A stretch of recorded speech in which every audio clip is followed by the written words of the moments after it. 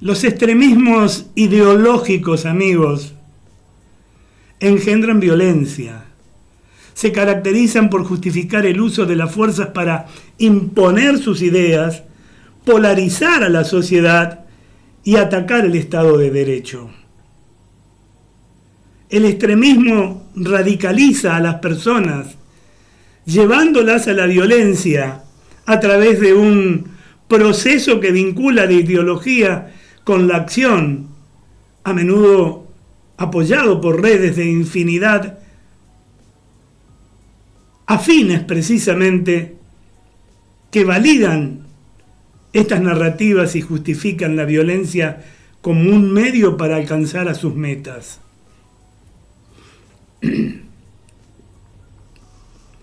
Creo que los argentinos debiéramos tomar nota de esto. Si bien sus situaciones, las nuestras, son distintas, lo sucedido en Estados Unidos debiera hacernos un llamado de atención para los argentinos, para esos legisladores que se paraban aplaudiendo y cantando en contra de la secretaria general de la Presidencia de la Nación en una causa que ni siquiera se inició.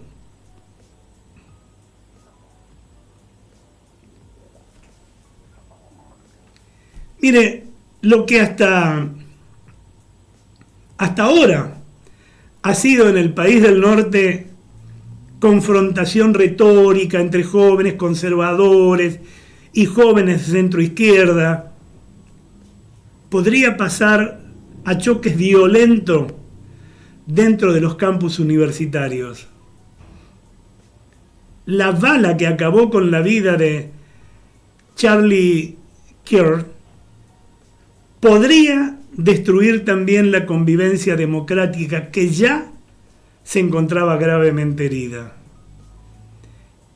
Y la guerra civil en cámara lenta, yo creo que podría dar paso a un torrente incontenible de sangre. Eso parece ocurrir en Estados Unidos y en ese marco se disparó la bala que podría detonar violentas confrontaciones entre jóvenes de una y otra vereda ideológica. Tyler Robinson, que vemos en pantalla, joven mormón de familia republicana, estándar de los Estados Unidos, que se había radicalizado políticamente, asesinó al líder conservador con municiones que tenían mensajes antifascistas. Hoy se pide para él la pena de muerte. A eso apunta el dedo acusador de Donald Trump, señalando como culpable del asesinato de Charlie Kirk a la izquierda, a la que también acusa de los 2 atentados fallidos contra su propia vida.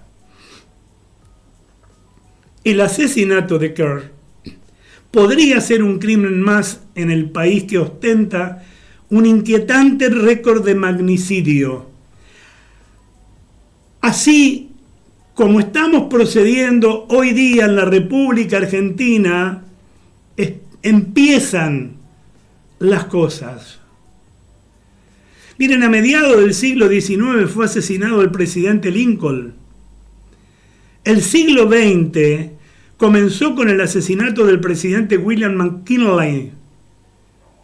En la década del 70 fue asesinado John Kennedy y también su hermano Robert, mientras que en los 70 hubo 2 atentados fallidos contra la vida del presidente Gerald Ford, y en la década del 80 una bala hirió al presidente Ronald Reagan, entre tantos otros magnicidios y atentados fallidos contra la vida de presidentes, importantes dirigentes políticos y otras personalidades notables en diferentes rubros.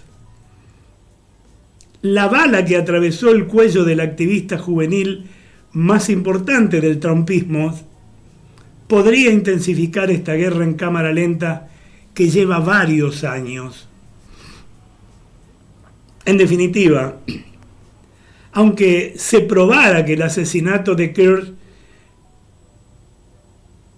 fuera producto de una iniciativa izquierdista o un militante de la causa palestina, quienes en la vereda de la alt-right derecha alternativa y del ala ultraconservadora del Partido Republicano tergiversan la realidad al decir que este magnicidio, sumado a los atentados contra el magnate neoyorquino, prueban que en Estados Unidos la violencia política es de izquierda, cuando hubo en los últimos 5 años un cúmulo de atentados derechistas.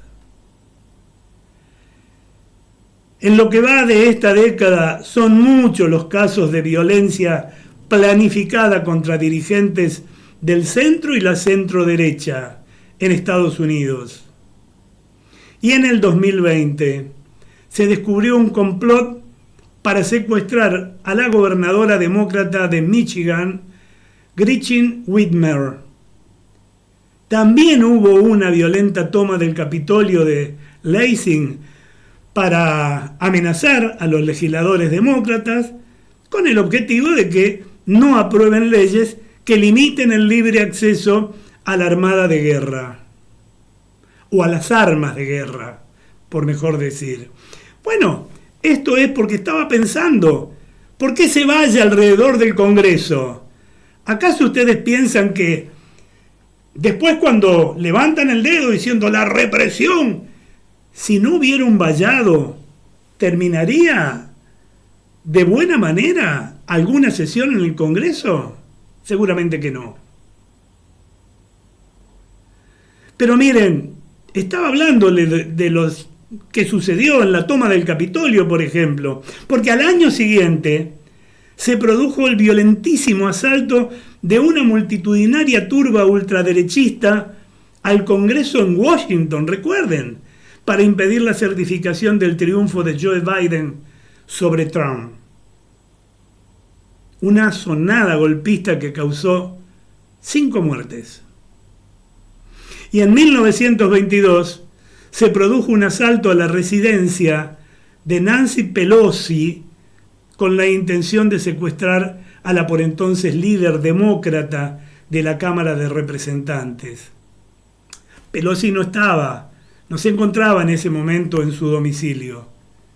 Bueno, pero su marido sí, y sufrió una golpiza que lo hirió gravemente.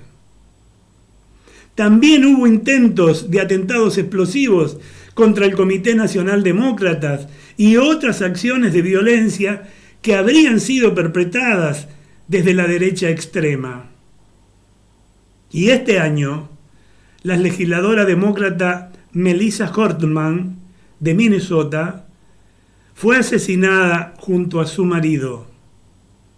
Lo mismo le ocurrió en Minneapolis al senador demócrata John Hoffman y a su esposa. ¿Eso queremos en la Argentina? Por cierto, también hubo víctimas republicanas, y los ejemplos más notables son el propio Trump, y ahora su más eficaz vocero y propagandista entre los jóvenes. Charlie Kirk era el principal instrumento de Trump para llegar a la juventud y radicalizarla. Su manejo de las redes llevaba su mensaje a millones de seguidores, mientras que su activismo en las universidades era uno de sus rasgos distintivos. Saquemos la juventud a la calle, hagámonos responsables también. Y volviendo a Estados Unidos, defendiendo el libre acceso a las armas de guerra, el asesinado Kirk dijo su espantosa frase en referencia a las recurrentes masacres en escuelas y en centros comerciales que leemos a diarios en la Argentina. Lamentablemente vale la pena pagar el precio de tener muertes por armas de fuego cada año a cambio de mantener la segunda enmienda que protege ese derecho que nos ha dado Dios. La segunda enmienda permite armarse libremente a cualquier ciudadano norteamericano. Eso nos falta. Su prédica era anti-inmigrantes, antifeminista, anti-aceptación de la diversidad sexual, además de negacionista del cambio climático y admirador de Vladimir Putin, defendiendo incluso su guerra contra Ucrania y su desprecio a la democracia liberal europea. ¿Qué me van a decir? ¿Lo tenían merecido?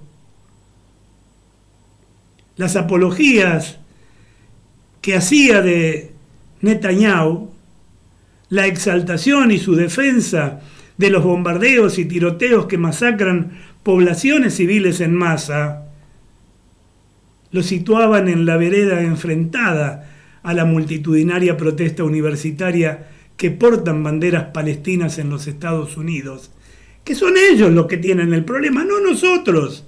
Acá no se justifican las banderas palestinas. Pues bien, las universidades pueden ser el próximo escenario de violencia en esta guerra civil en cámara lenta que parece darse en los Estados Unidos. Desde que la operación israelí en la Franja de Gaza se convirtió en una guerra de exterminio, las universidades norteamericanas fueron escenario de protestas estudiantiles contra el primer ministro de Israel. Kirk era un apologista de Netanyahu y defendía su operación militar a pesar del máximo y cruel castigo que implica para los civiles. El joven activista armaba de argumentos sumamente controversiales a sus seguidores universitarios para que nieguen que esté ocurriendo un genocidio en Gaza. Lo que hasta ahora ha sido confrontación retórica entre jóvenes conservadores y jóvenes de centro izquierda podría pasar a choques violentos dentro de los campus universitarios. La bala que acabó con la vida de Charlie Kirk podría destruir también la convivencia democrática que ya se encontraba gravemente herida. Y la guerra civil en cámara lenta podría dar paso a una torrente incontenible de sangre. ¿Eso queremos los argentinos? ¿Vamos a seguir espiralizando la violencia verbal en los medios? Aunque no hay puntos de comparación, cuidado con los extremismos ideológicos. Engendran violencia de la que luego, amigos, es muy difícil volver.